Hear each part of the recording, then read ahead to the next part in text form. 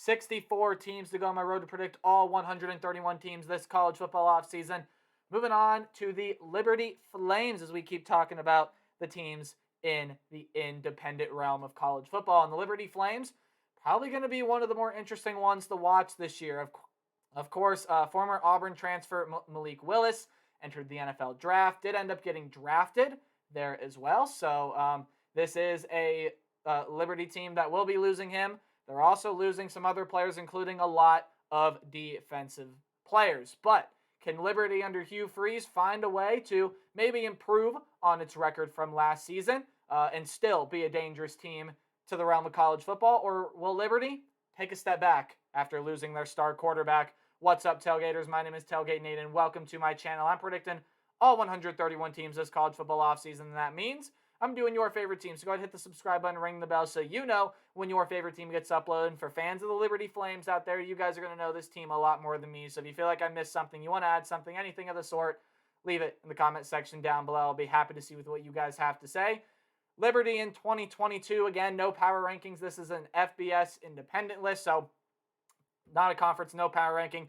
This team was 8-5 last season. They were 7-5 in the regular season, I believe. And then ended up winning that bowl game. If not, I got it switched around. They were 8-4 and ended up losing. But still a solid season for Liberty, although probably not as good of a season as some Liberty fans would have liked to have, considering how talented this roster was a season ago. I think I predicted them to go 10-2 last year, and they I believe went 7-5.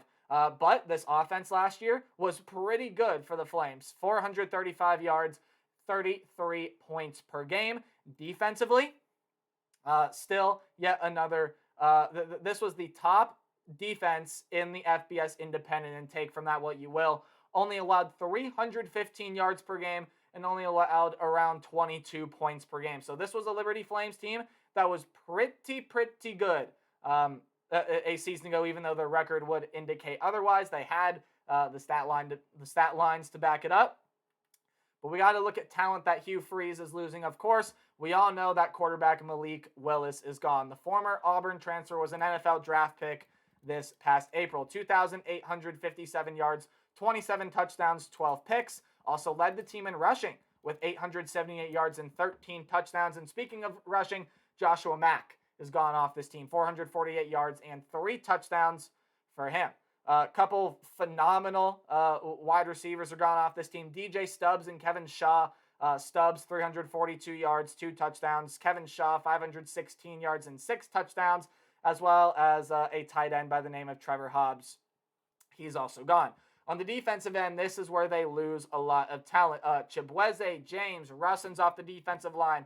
Jackson Harding, Pierre off the linebacking group. Thomas, Stone, and Lau off the defensive back position. Jackson was the leading tackler last year, had 102 tackles, 7 sacks, threw on a pick just for good measure there as well. Rashard Harding was the second leading tackler. 80 of them, had 3 sacks. Skylar Thomas had 2 picks, 3 passes defended. For this team a season ago, Duron Lowe, 2 picks, 6 passes defended. There's a lot of talent leaving both sides of the ball here for the Liberty Flames. This defense, a lot of their better playmakers are gone. Elijah James was even there as well, had 2 sacks, 45 tackles. He was a top 5 tackler last season. You lose a lot of top tacklers, basically what I'm trying to say, from this Liberty defense. But looking at who they have coming back or coming in, Charlie Brewer kind of transferred in midway through Utah's first 3 games. Didn't really find it in a Utes uniform, so he transferred out of Utah, which gave way for Cameron Rising, and you know the story from there. But Charlie Brewer going to be that quarterback now for the Liberty Flames. If not Caden Salter, Jonathan Bennett back there as well. In the running back room, TJ Green is coming back for this team. He had 477 yards, 4 touchdowns, was the leading rusher, not named Mailk Willis on this team. You also have Day Hunter, who is a transfer over from Hawaii, coming in, as well as Shedro Lewis is coming back, had 446 yards and 4 touchdowns last year. In the wide receiver position, your 2 top receivers from a season ago, Coming back, Demario Douglas had 701 yards and 6 touchdowns. CJ Daniels had 629 yards and 7 touchdowns, as well as Caleb Snead, Johnny Huntley coming in for this team as well. Caleb Snead is a transfer, I believe, coming in from Campbell University. So Caleb Snead probably going to play some pretty solid minutes there. And by the way, for CJ Daniels, is on the roster, is hurt right now, so kind of some unknown of when he's going to get back on the field. In terms of the defensive side, Trayshawn Clark is coming back, had 3.5 sacks last year. Akeel Washington, Bryce Dixon on the defensive line, linebackers in Mike Smith, Ahmad Walker. You have them coming back for you. And then the defensive backs, this is where they return quite a bit of talent, especially with the guy as talented as Javon Scruggs. 61 tackles, 6 passes defended, 1 interception a season ago.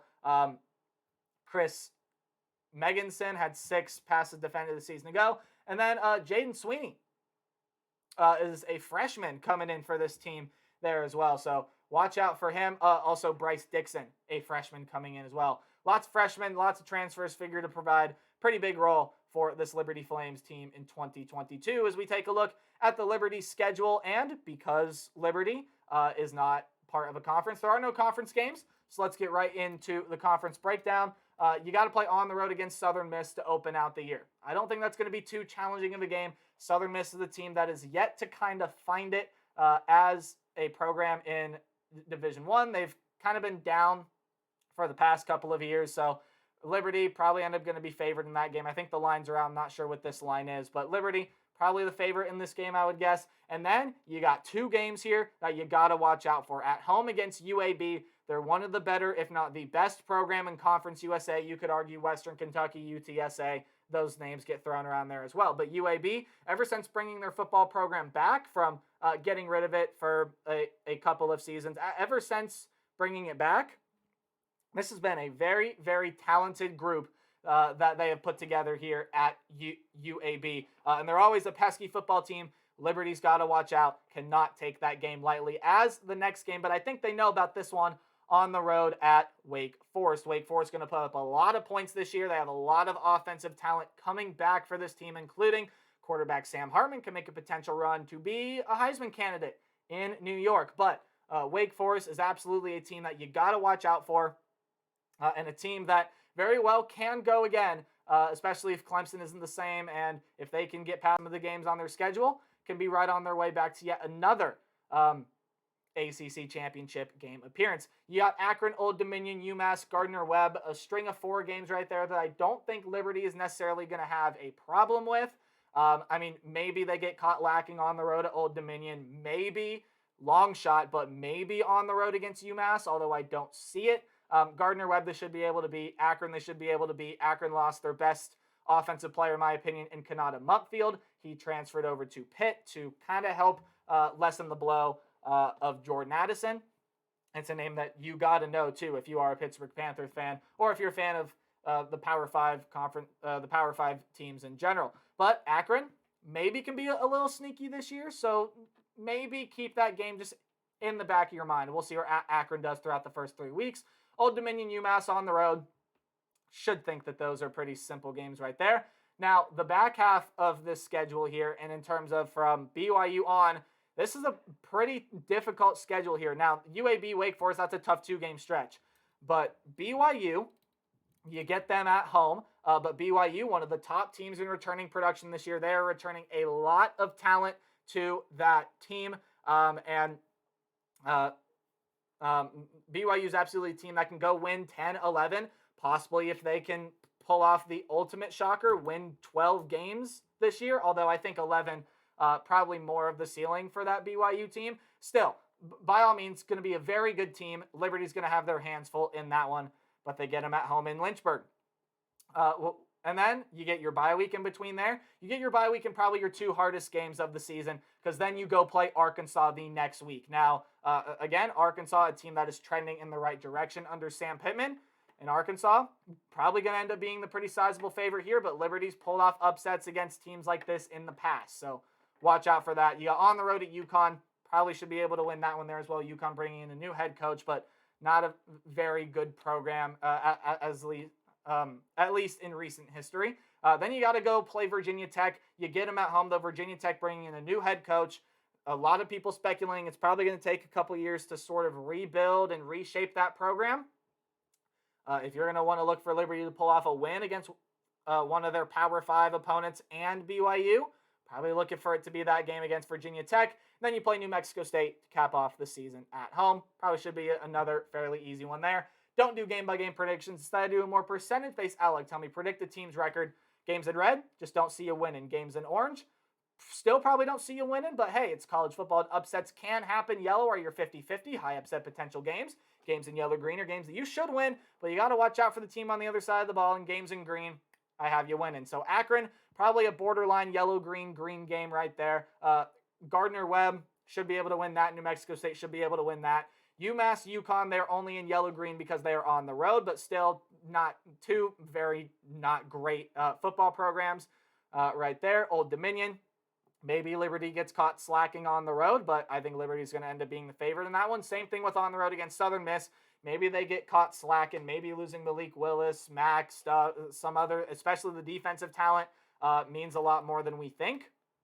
So we'll kind of see. But for Liberty, I still think this is going to be a solid team, especially if Charlie Brewer can play like he did for Baylor in, 2020? If Charlie Brewer can be that kind of guy, or not 2020, 2019 or 2020, one of those 2 years, 2019, there it was. If Charlie Brewer can return back to 2019 form like he did at Baylor, play it like that for this Liberty team can go far. Again, you have a lot of landmines on the schedule. Virginia Tech, Arkansas, Wake Forest, 3 Power 5 opponents that you can't take lightly. But if you're going to want to look for Liberty to maybe pull off an upset against the Power 5 team this year, I think Virginia Tech is the best shot. Even though the game is in orange, it's a pretty high up on that orange list. Kind of a more orangish yellow kind of game. So if you want to pull off a win against Power 5 team, look to Virginia Tech. BYU is going to be a really hard team. UAB, you cannot take lightly. That's a 50-50 game right there for me. And looking at the schedule here, Liberty's got a lot of games that they should be able to win, and I see this team getting back in a bowl game this year. I got the Liberty Flames going 7-5. Now, I know they don't have Mailk Willis. They don't have a lot of pretty solid defensive talent from a season ago, but Charlie Brewer comes in. If he can return to play healthy and return to play like form, it's pretty good. I like Day Hunter and what he's done at Hawaii. I think Caleb Sneed can be a pretty good transfer coming in as well. Mike Smith's a good transfer at linebacker. There are a lot of things working right for this Liberty team, and I think Hugh Freeze is a pretty solid coach. So I got this Liberty team going back, bowling at 7-5, and that's going to do it for my prediction on the Liberty Flames. So if you guys enjoyed, like, comment, subscribe, do anything like that to help support the channel. And remember to play hard but tailgate hard, or I'll see all you guys in the next video. Goodbye.